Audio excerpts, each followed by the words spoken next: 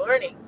So as everybody knows, Daisy had her baby a little early, but he's healthy, checked out great. She checked out great. She just wasn't producing um, ample milk yet, but we have her on a medication that'll help with that. And then I bought a milk replacer to add some extra calories to him while we're waiting for her milk to come in. But I will say this, last night, I barely even touched her and was able to have evidence of a stream of milk.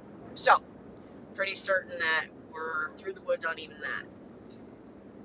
He's so cute. He's so cute. They have kind of like a puppet thing that they do with their mouth when they want to let something know that they're just a baby. Don't hurt me. So I always like do it like when they do. If I see one doing it, I'm like, I'm just a baby. Don't hurt me. I'm just a baby. Well, he comes up to me and I squat down. He'll come up to me and he'll get right up on my nose. I'm just a baby. Don't hurt me. I'm just a baby. He's a close talker. He's so cute. And he's kind of like has little sensory stuff right now. He's very sensitive to the feelings of touch. So I have to, be kind of where he'll be okay with touch and then move down. If I were to touch him just on the butt, I would startle him. And the one time I did, because I kind of needed him to scooch away, he bumped up in his butt like, I'm a bucker. He's so cute. Oh my God, he bounces around in the stall. This morning it's only 31 degrees, and I do turn them out in the dark. So this afternoon when I get home, I'm going to introduce them to the area that they're going to go in until I rearrange some horses to make sure that I have a safe spot that's, that provides them with shelter as well. Because I have a really nice paddock, but it's supposed to rain Saturday, and that paddock doesn't have shelter. I don't want to put him out where he can't huddle up with mommy in a shelter, because she is smart enough to go into a shelter. So I have one paddock that doesn't have a shelter, so I have to rearrange some things and see if I can't put Dewey and Bentley with Teddy and Logan, and then give her the paddock that he was born in. But I don't want to do that unless I can be around for it. Bentley used to be with Teddy and Logan, and it was a fine grouping. Dewey is the one that I'm a little nervous about. He gets along great with them over the fence. He gets along great with them to the point to where he's a nudge. But Teddy and Logan have massive feet.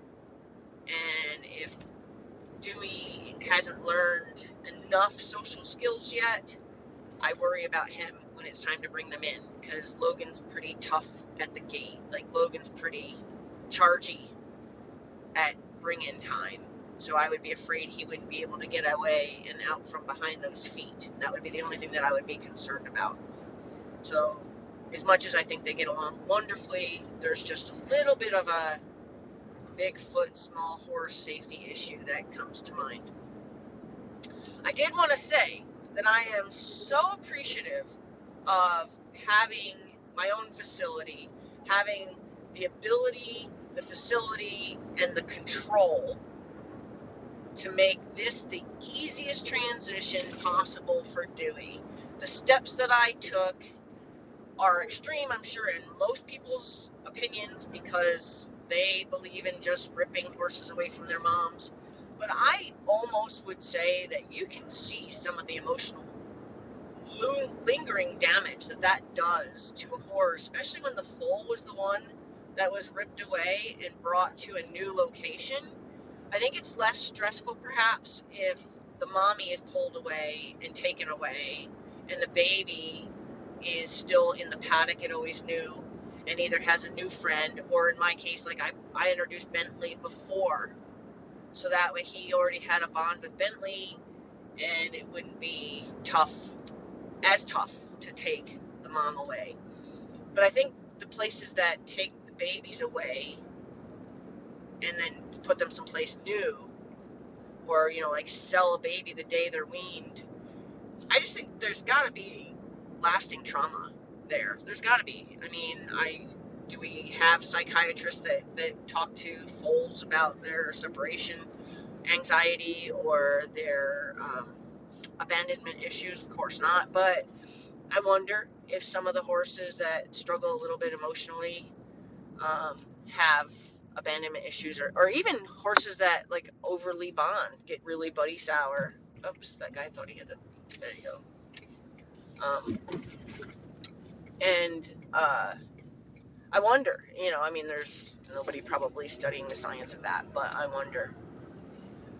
So I am very lucky, and I appreciate and acknowledge how lucky I know I am to be in a situation where I can first provide them with different stalls next to each other that had a hole in the wall so that they could see each other and sniff each other and touch noses, and then gradually introduce another horse, and then who's going to be serving as the new buddy when mommy is removed, being able to then start to introduce them to being separated in a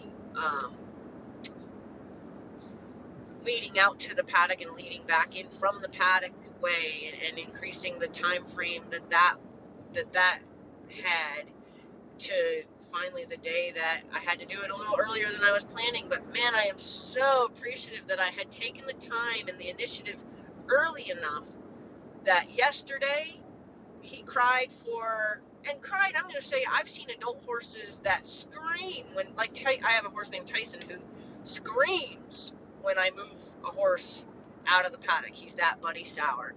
So buddy sour that if he was a little baby, their heart would be breaking for him. But because he's an adult horse, he's just a buddy sour, herd bound, horse, right?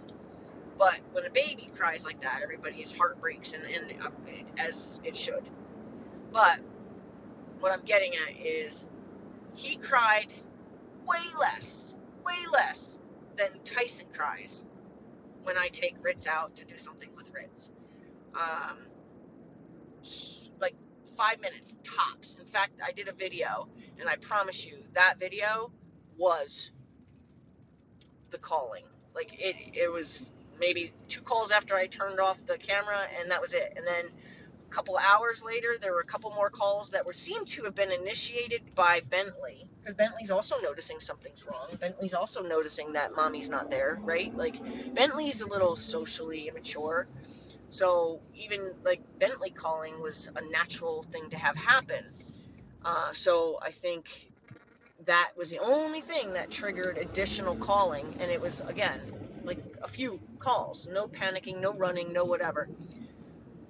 By the end of the day, Dewey was in this. They have 2 paddocks that they have access to. Dewey was in the far paddock, and Bentley was, in the paddock closest to the barn, and they were just doing their own thing, and there was no stress. I did feel and attach my own human emotions to Dewey sleeping where mommy usually slept, and then kind of implying a longing for or a missing of depression sort of thing. And it may not have been, that's me just attaching my human emotions to what I was observing. But this morning,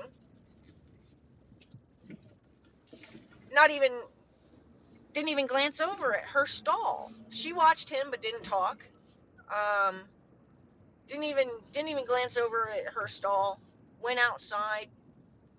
Logan had waited. Bentley was waiting for him, and then Logan had waited for him actually this morning too. So he quickly was like, "Oh, I have my buddies are here," and not a peep, not one call, not one call. Like, life is good. I'm so grateful that I have the opportunity to do things my way, and the way that I think are most emotionally nurturing to these animals. I'm so grateful that I have that to do. So anyway, I'm gonna try to work all day without spending too much time on my camera.